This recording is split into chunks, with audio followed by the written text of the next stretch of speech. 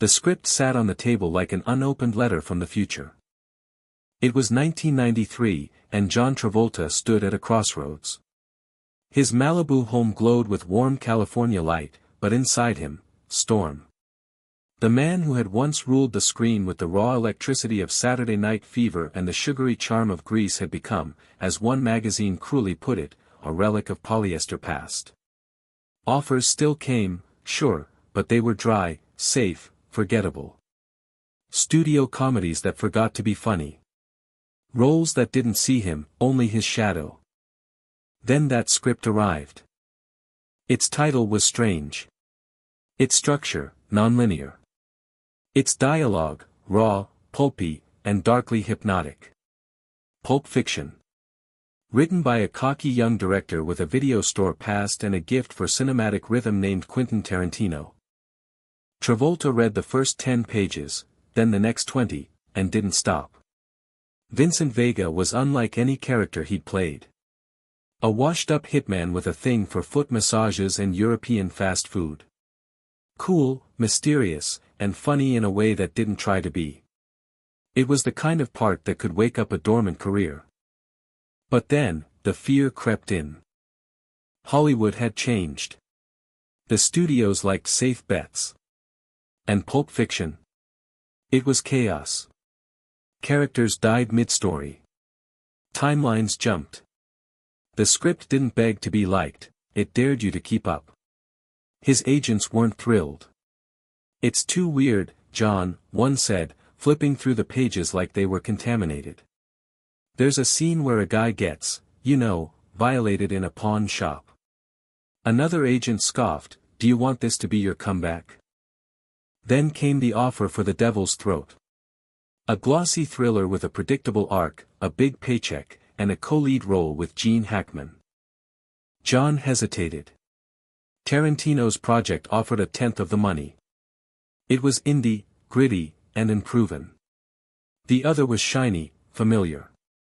Comfortable. He chose The Devil's Throat. And said no to Pulp Fiction. Weeks passed. Then months. The industry moved on. Travolta filmed his scenes in the desert sun of Arizona, reciting lines that even he didn't fully believe. It was all professional, polished, predictable, and utterly forgettable. Meanwhile, across town, a lanky actor named Michael Madsen had also turned down Pulp Fiction. He was loyal to another project. So the role of Vincent Vega fell, improbably, to a man who hadn't had a major hit in years. A man most casting directors had labeled box office poison. John Travolta. Because Tarantino wouldn't take no for an answer. He called. Again. And again. He met John at Cantor's Deli, ordered pastrami on rye, and looked him in the eye. "I wrote this for you, man. Vincent Vega is you. You just don't know it yet." And for a second time, John hesitated. Then this time, he said yes. The rest, as they say, is celluloid gospel. Filming began in 1993. The set was chaotic in the best way, unpredictable, alive. Tarantino directed with manic energy, quoting obscure kung fu movies and nodding to French New Wave like it was gospel. Travolta, with his slick-back hair and sleep-deprived cool, delivered one of the most mesmerizing performances of his life. When the movie premiered at Cannes, it didn't just play, it exploded.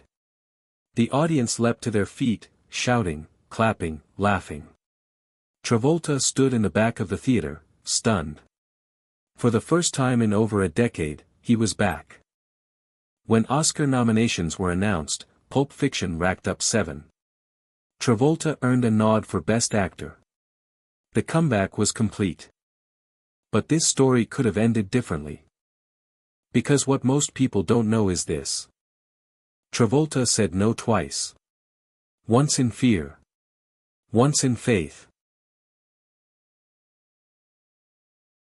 The red carpet at the Academy Awards that year shimmered with a different kind of magic. Stars posed, publicists hovered, flashes strobed like distant lightning.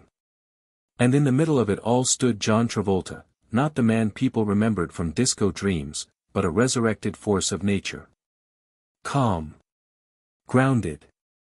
Almost humbled by the irony of his own journey. He didn't win the Oscar that night. The statuette went to Tom Hanks for Forrest Gump. But the loss didn't sting. Not really.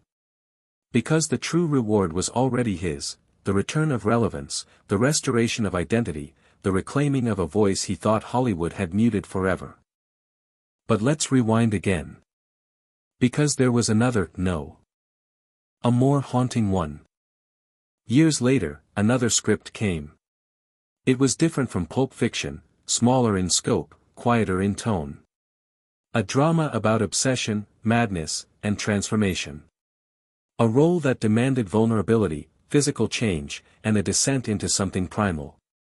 The script was American Beauty.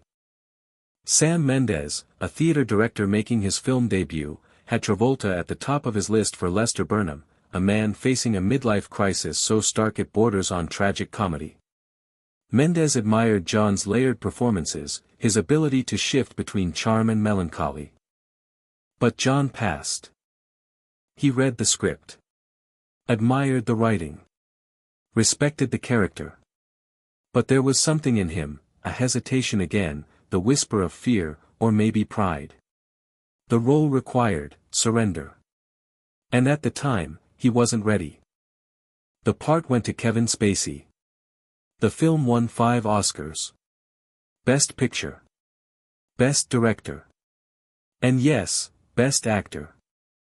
This time, there was no second call from the director. No deli sandwich and stubborn insistence that, this role is you. Just silence. The kind that echoes in the corridors of what could have been. Years later, Travolta would speak about these moments not with bitterness, but with a kind of quiet introspection.